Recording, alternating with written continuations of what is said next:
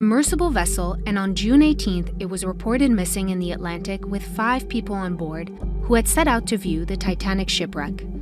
4 days later, it was determined that the vessel imploded and all 5 lives were lost. Here's what we know about how the expedition unfolded. I'm Emmanuelle Saliba, a senior reporter with ABC News. It's early Friday morning on June 16th, and the Polar Prince, a Canadian research vessel carrying a submersible called the Titan, departs from Newfoundland in Canada.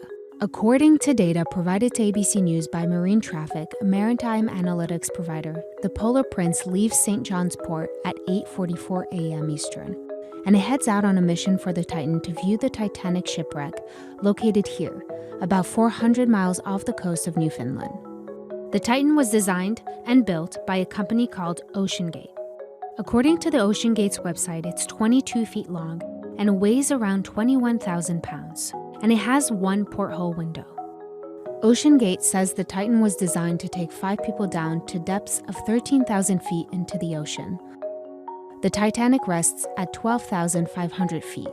For comparison, that's about 10 stacked Empire State Buildings.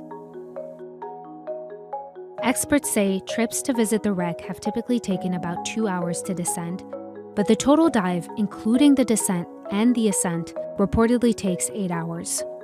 According to OceanGate's website, the crew will help document the current condition of the Titanic wreck.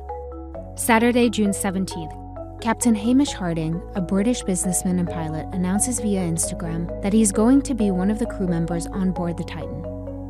The other 4 on board are British businessman Shahzada Dawood with his son Suleiman Dawood, French explorer Paul-Henri Nargeolet, a former French Navy diver who has spent more time at the wreckage than any other explorer, and Stockton Rush, the CEO and founder of OceanGate Expeditions, is also part of this mission.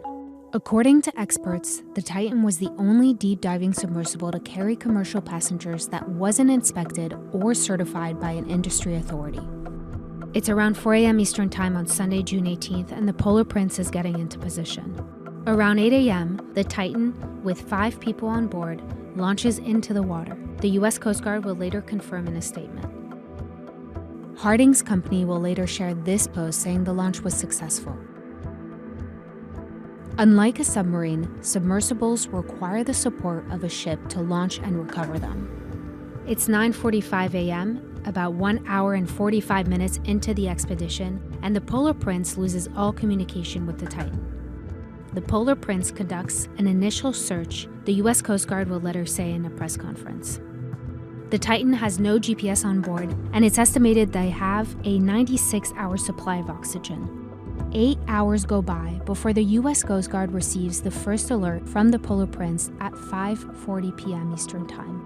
According to the U.S. Coast Guard, the vessel was due to surface at 3 p.m. 9:13 p.m., the Canadian Coast Guard is also alerted that the Titan is missing. Monday, June 19th, the Polar Prince, Canadian Coast Guard, and U.S. Coast Guard have been conducting surface searches as they wait for more resources to arrive. The U.S. Coast Guard says this about the ongoing mission. We need to make sure that we're looking both on the surface, but we're also having to search in the water column. And we're doing that right now with the use of sonar buoys and sonar on the ship that's out there. It's Tuesday, June 20th. Multiple aircrafts have been busy overnight flying over an area roughly the size of Connecticut, the Coast Guard will later share. It's 7 a.m., and the research vessel Deep Energy arrives on scene. They begin using remotely operated vehicles to search underwater. Later that day, the U.S. Coast Guard says they are working with the U.S. Navy, Canadian Coast Guard, and OceanGate to search for the missing Titan. The U.S. Coast Guard tells Good Morning America this about the ongoing efforts. This is a complex case, and the Coast Guard doesn't have all the resources to be able to effect this kind of rescue, although this is an area that's within our search zone. It's around 1 p.m., and the Coast Guard holds a press conference to update on the search and rescue operations. We know there's about 40 hours of breathable air left based on that initial report. Again, that was just the initial report based on 96 hours. It's Wednesday, June 21st.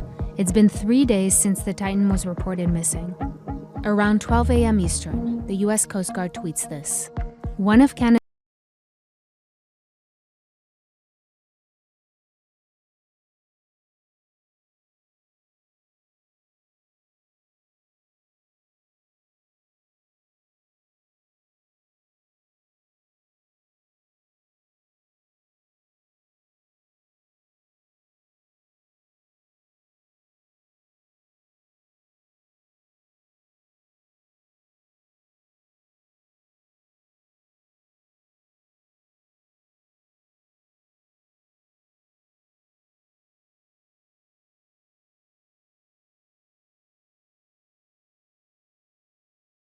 all 5 passengers of the Titan are dead.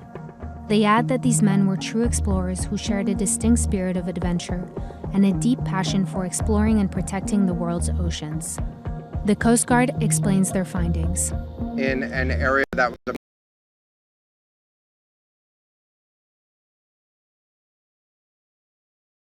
debris is consistent with the catastrophic loss